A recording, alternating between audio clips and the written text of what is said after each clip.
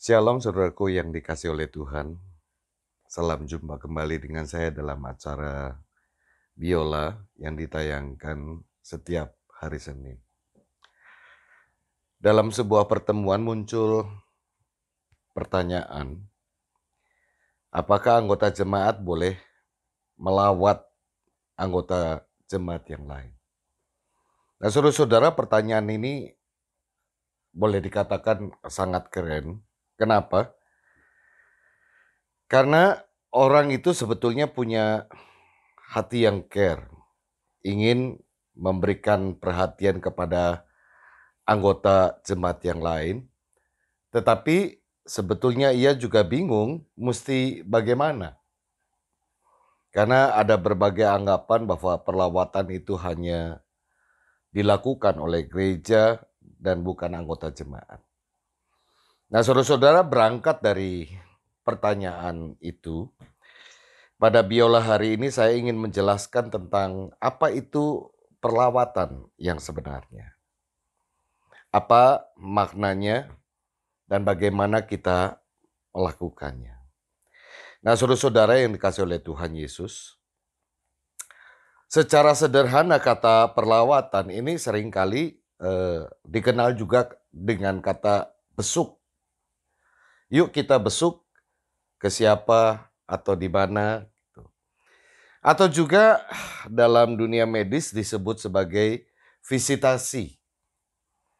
Atau dalam istilah yang lebih biasa didengar oleh orang adalah melakukan perkunjungan.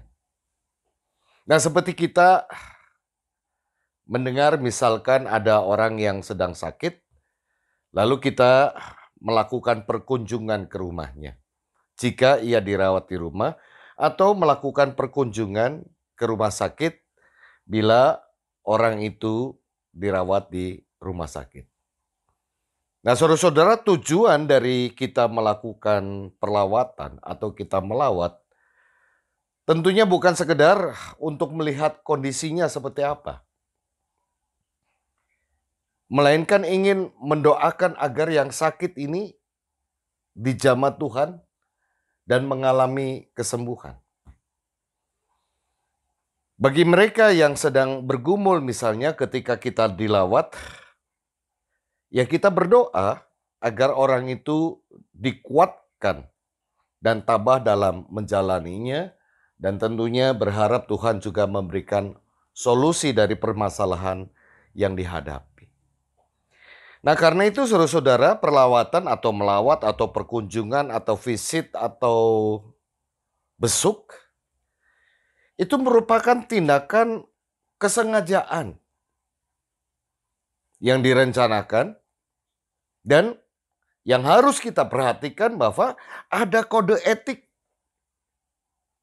Jadi bukan sekedar iseng, bukan sekedar sebuah spontanitas ketika kita berjalan di mana, yuk kita berkunjung atau melawat seseorang. Bukan itu. Nah, karena hal itu saudara-saudara, maka tindakan perlawatan ini butuh persiapan. Apa saja yang harus disiapkan? Ya kita cari data dan kondisi tentang orang yang akan kita lawat. Jadi bukan sekedar kita mendengar begitu saja, tetapi kita cari akurasinya. Datanya seperti apa, kondisinya seperti apa, supaya jangan sampai kemudian kita melakukan kesalahan. Dan sebelum melawat, kita perlu berdoa terlebih dahulu. Kenapa berdoa? Ya kita mohon pertolongan Tuhan agar kita dipakai sebagai alat Tuhan menghadirkan. Ya kita, jadi menghadirkan melalui kita, Tuhan menghadirkan kekuatan, penghiburan bagi mereka yang kita kunjungi. Nah, apakah hanya itu? Ya masih banyak saudara-saudara. Nah, sebelum melawat, yang perlu kita siapkan juga, terutama ini adalah hati kita. Ya hati kita. Kita tidak sekedar ingin tahu seperti apa kondisi orang yang akan kita lawat, bukan sekedar ingin ketemu. Tetapi kita harus menyiapkan hati Ya seperti yang dikatakan bahwa kenapa kita berdoa terlebih dahulu agar kita menjadi pendengar yang baik. Jadi biasanya orang yang kita lawat, kebutuhannya itu bukan khotbah, tetapi kehadiran kita. Kita ada di situ. Yang mau mendengar dengan empati. Kok dengan empati? Ya ini juga hal yang penting saudara-saudara. Jika kita sekedar melawat hanya karena menjalankan tugas, tidak berusaha memahami dan mengerti keadaan orang tersebut, maka percuma saja. Atau kita sekedar bertamu. Memang itu boleh dikatakan perhatian, tetapi perhatian yang sampai di mana? Kita ingat doa sebelum kita berangkat untuk melawat. Doa kita itu agar kita dijadikan alat untuk menghibur dan menguatkan. Artinya bahwa kita berdoa agar kita dipakai sebagai alat Tuhan untuk menghadirkan kekuatan, untuk menghadirkan penghiburan. Dan untuk menghibur dan menguatkan, orang tidak selalu butuh nasihat dari kita. Terutama yang penting adalah kesediaan kita untuk mau mendengar. Jadi untuk apa kita melawat, tetapi kita yang banyak bicara tanpa berusaha untuk mengerti dan memahami orang yang kita lawat. Rasanya jadi aneh. Jadi kita datang, kita kemudian mengungkapkan ini, itu. Lalu yang kita lawat hanya mendengar saja. Jadi memang butuh sikap yang dewasa untuk mau mendengar. Mengerti, memahami kondisi orang yang kita lawat. Nah karena itu saudara-saudara tidak jarang orang yang kita lawat karena percaya kepada kita maka ia akan bercerita tentang hal yang kadangkala sifatnya sangat pribadi banget. Di sini penting untuk kita pahami bila telah mendengar ceritanya yang sangat pribadi. Maka ini adalah sesuatu yang sangat konfidensial. Simpanlah itu untuk diri kita sendiri. Jangan berusaha atau coba-coba untuk memviralkan atau menceritakan kepada siapapun. Dan ini merupakan salah satu kode etik yang harus dipegang erat oleh setiap pelawat. Jadi kalau ya kebiasaan kita comel lalu menceritakan orang lain di mana-mana, ya sebaiknya jangan jadi pelawat. Itu bahaya. Kalau ada orang yang bertanya tentang orang yang sedang kita lawat, seperti apa sih dia, apa segala macam, ya tidak perlu untuk kita bercerita secara detail bagaimana orang itu. Kalau sakit, ya kita katakan sakit. Kalau sedang bergumul, ya katakanlah dia sedang bergumul. Dan yang penting, ajak orang yang bertanya itu untuk yuk kita sama-sama mendoakan. Misalkan yuk kita doakan beliau sedang sakit atau yuk kita doakan beliau sedang memiliki pergumulan. Jadi dengan menjaga rahasia hidupnya, kita juga telah menjaga nama baiknya dan artinya juga kalau berkaitan dengan kita sebagai orang yang melawat, kita juga sebetulnya telah melakukan tugas kita dengan baik. Dan karena itulah Bapak Ibu Saudara, sebaiknya saat melawat tidak perlu kita lakukan secara berbondong-bondong. Jadi berkunjung dengan banyak orang malah bisa mengganggu dan merepotkan, terutama privasi orang tersebut ya. Apalagi orang tersebut harus menyiapkan suguhan untuk kita dan ini dan itu dan seterusnya dan sebagainya. Nah saudara-saudara sebetulnya kita ingin menolong. Bukan disambut sebagai raja. Jadi kita datang paling tidak minimal kita ingin membantu. Dan jangan sampai kemudian kita disambut bak raja. Nah karena itu ketika kita melawat cukuplah 2 atau 3 orang. Hal itu juga yang Tuhan pernah lakukan ketika mengutus para muridnya. Yakni berdua-dua. Ini saya akan bacakan ya. Misalkan kita perhatikan Lukas pasal 10 ayatnya yang pertama. Kemudian daripada itu Tuhan menunjuk 70 murid yang lain.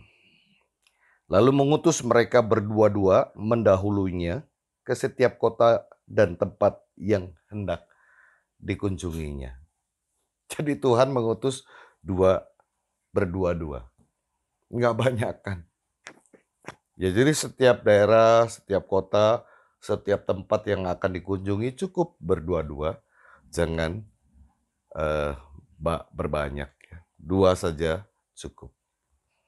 Nah, jadi saudara-saudara, agenda melawat. Kalau kita perhatikan dari keterangan tersebut, ya semata hanya untuk hadir di tengah keadaan orang yang akan kita lawat. Hanya itu. Jangan ada agenda yang lain seperti berjualan atau ngerumpi atau yang lain. Dan ini kode etik selanjutnya. Ketika melawat, Tuhan tidak menugaskan kita untuk jadi sales atau tukang ngerumpi, tetapi jadi alat Tuhan menghadirkan shalom Allah. Kita tentu masih ingat saudara-saudara peristiwa perjumpaan Tuhan dengan dua orang yang sedang menuju ke Emmaus.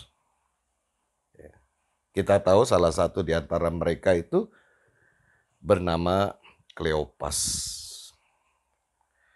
Seperti apa keadaan dua orang yang pergi ke Emmaus? Mereka sebetulnya sedang sedih.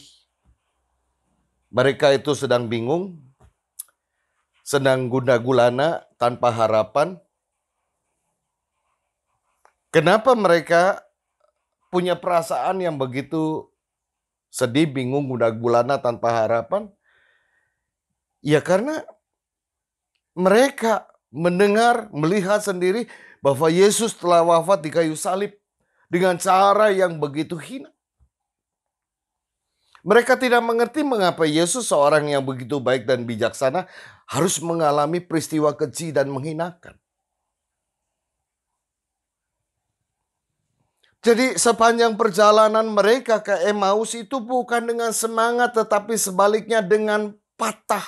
Semangat yang patah.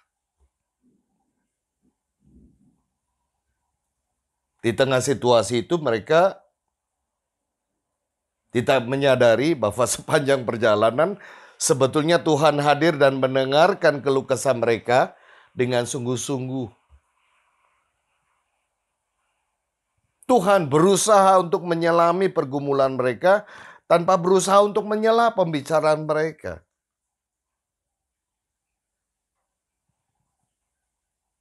Dan ini luar biasanya, dan setelah mereka mengungkapkan kesedihan, kegundahan mereka, ketika akan melakukan perjamuan, mereka baru sadar bahwa yang telah bersama-sama dengan mereka sepanjang perjalanan itu adalah Tuhan Yesus telah menampakkan diri kepada mereka. Seketika itu juga mereka yang sedih menjadi gembira, yang patah semangat menjadi bergelora kembali, memiliki spirit yang begitu kuat. Sekalipun telah melakukan perjalanan dari Yerusalem ke Emmaus cukup melelahkan, tetapi sukacita, semangat yang mereka rasakan itu membuat mereka menjadi kuat kembali untuk melakukan perjalanan kembali ke Yerusalem. Untuk apa, saudara-saudara? Ya tujuannya ingin menceritakan pengalaman indah kepada teman-teman yang lain, bahwa mereka telah berjumpa dengan Tuhan Yesus. Perlawatan yang memberikan sukacita, perlawatan yang memberikan semangat. Nah, kisah itu mengisyaratkan kita tentang makna perlawatan. Jadi yang pertama, saudara-saudara, makna perlawatan adalah menghadirkan shalom Allah. Agar yang kita kunjungi merasa senang dan bahagia. Karena ia mengalami perjumpaan Tuhan melalui kita. Dan yang kedua, karena itulah kita sebagai pelawat seperti yang saya sampaikan di awal, ya kita hanyalah alat Tuhan. Kehadiran kita harus mencerminkan kehadiran Tuhan. Jadi agenda, sekali lagi yang perlu kita camkan, agendanya adalah ya menghadirkan shalom Allah. Dan yang ketiga, tindakan yang perlu kita lakukan saat melawat adalah ya lebih baik sedikit berbicara, sedikit bertanya, tetapi banyaklah mendengar. Berikanlah kesempatan kepada orang yang kita lawat untuk bercerita tentang pergumulannya, tentang keluh kesahnya, tentang kesusahan hatinya. Bagian kita hanyalah mendengar dengan hati dan bukan sekedar mendengar dengan telinga. Nah selanjutnya saudara-saudara, kini kita akan menjawab, siapa sih yang sebetulnya berhak untuk melawat? Apakah hanya mereka yang ditugaskan gereja atau setiap orang Kristen boleh melawat? Nah sebelum menjawab itu kita harus tahu prinsip dasar mengapa perlawatan itu dilakukan. Nah Bapak Ibu saudara-saudara yang dikasihi oleh Tuhan, sebetulnya perlawatan itu adalah perintah Tuhan sendiri kepada setiap orang percaya.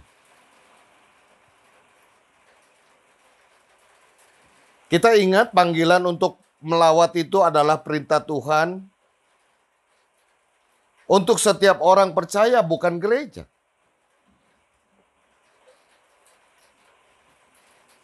Kalau kita membaca ya 1 Tesalonika 5 ayatnya yang ke-11 dan 14. Saya akan bacakan untuk kita semua saudara-saudara. 1 Tesalonika 5 ayat 11 dan ayatnya yang 14. Karena itu nasihatilah seorang akan yang lain dan saling membangunlah kamu seperti yang memang kamu lakukan. Ayat 14. Kami juga menasihati kamu saudara-saudara, tegurlah mereka yang hidup dengan tidak tertib, hiburlah mereka yang tawar hati, belalah mereka yang lemah, sabarlah terhadap semua orang. Jadi saudara-saudara, panggilan Tuhan kepada setiap orang adalah agar kita saling membangun dan menguatkan, saling menegur dan menolong. Saya ulangi saudara-saudara, panggilan Tuhan kepada setiap orang percaya adalah agar kita saling membangun dan menguatkan, saling menegur dan menolong. Nah, melalui ayat itu ada dua makna yang bisa kita tarik dalam konteks perlawatan. Yang pertama, setiap orang mestinya saling melawat.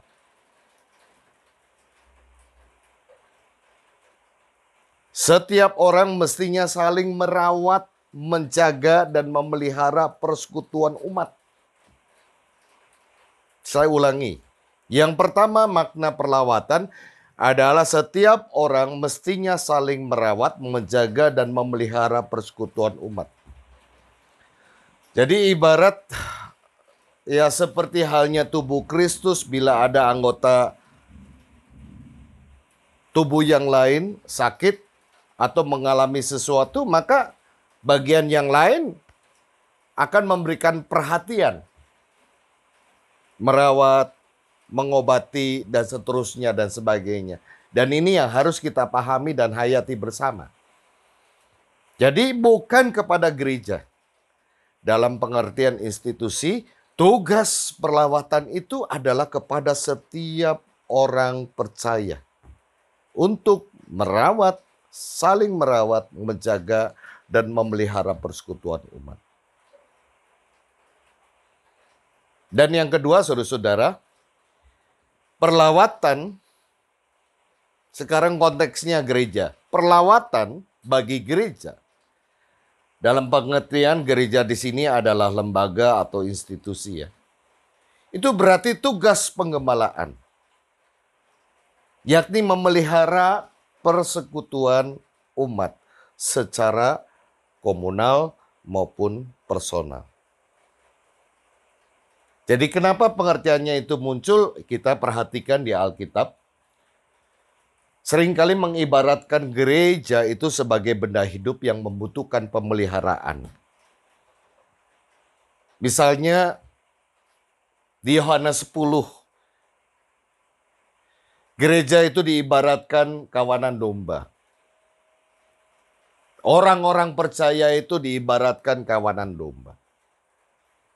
Begitu juga gereja atau orang percaya, persekutuan umat itu digambarkan tanaman anggur, Yohanes 15. Atau juga persekutuan umat itu digambarkan sebagai tubuh. Bila gereja diibaratkan kawanan domba, maka itu perlu dibawa ke padang rumput yang hijau untuk diberi makanan. Dijaga dari bahaya, dihalau ke sungai yang airnya tenang untuk bisa minum dan seterusnya dan sebagainya. Kalau ada yang hilang kita cari, kita raih kembali. Nah, bila gereja diibaratkan tanaman anggur, maka persekutuan umat perlu dirawat dan disirami agar terus berbuah. Tanaman anggur tidak akan mungkin mau berbuah dengan lebat kalau tidak misalkan ranting yang kering dipotong, bagian mana yang harus kemudian kita bersihkan dan seterusnya. Nah, bagi GKI, saudara-saudara, Gereja Kristen Indonesia termasuk Molanesuf, Tata Laksana pasal 33 itu menyebutkan tentang pengertian tugas pengembalaan. Di sana disebutkan yang pertama, penggembalaan itu adalah pelayanan yang dilakukan di dalam kasih untuk mendukung, membimbing, menyembuhkan, dan mendamaikan. Agar anggota baik secara individual maupun komunal hidup dalam damai sejahtera dan taat kepada Allah. Yang kedua, penggembalaan dilakukan dalam hubungan interaktif antara individu dan kelompok atau lembaga, serta antar kelompok atau antar lembaga dalam lingkup jemaat, klasis, sinode wilayah, dan sinode. Dan yang ketiga, penggembalaan pada dasarnya merupakan tanggung jawab setiap anggota, baik individual maupun komunal. Jadi berdasarkan penjelasan di atas, kita dapat menyimpulkan bahwa yang pertama, perlawatan itu bukan sekedar perkunjungan biasa, bukan juga sekedar bertamu, apalagi ada agenda tersembunyi. Entah untuk berbisnis, entah untuk promosi produk tertentu. Perlawatan adalah menjadi duta Kristus kepada umatnya. Nah, karena itu yang kedua, saudara-saudara, perlawatan tidak melulu tugas gereja secara institusi, tetapi tugas setiap orang percaya untuk saling menjaga, memelihara, dan merawat satu kepada yang lain. Dan yang ketiga, kalau itu berkaitan dengan gereja, perlawatan adalah bagian dari penggembalaan. Lebih menekankan kepada perkunjungan yang bersifat personal, pribadi atau keluarga maksudnya. Tetapi juga bisa berarti penggembalaan umum melalui pelayanan ibadah atau persekutuan, misalkan persekutuan keluarga atau persekutuan wilayah atau ibadah umum dan seterusnya. Tetapi itu sifatnya komunal, sifatnya massal, bukan personal. Bisa dilakukan secara personal, bisa dilakukan secara komunal. Jadi demikian saudara-saudara penjelasan saya tentang makna perlawatan. Semoga ini bisa memberikan pencerahan bagi kita semua. Dan di akhir tayangan Biola hari ini, saya ingin membacakan satu ayat untuk kita bisa menghayati bersama-sama. Mari kita membuka Yohanes 13. Yohanes pasal 13 ayatnya yang ke-34 dan 35. Demikian. Aku memberikan perintah baru kepada kamu, yaitu supaya kamu saling mengasihi. Sama seperti aku telah mengasihi kamu, demikian pula kamu harus saling mengasihi. Dengan demikian semua orang akan tahu bahwa kamu adalah murid-muridku, yaitu jikalau kamu saling mengasihi. Terima kasih atas perhatian Bapak Ibu Saudara-saudara. Tuhan Yesus memberkati Anda semua. Sampai jumpa di lain waktu. Salam.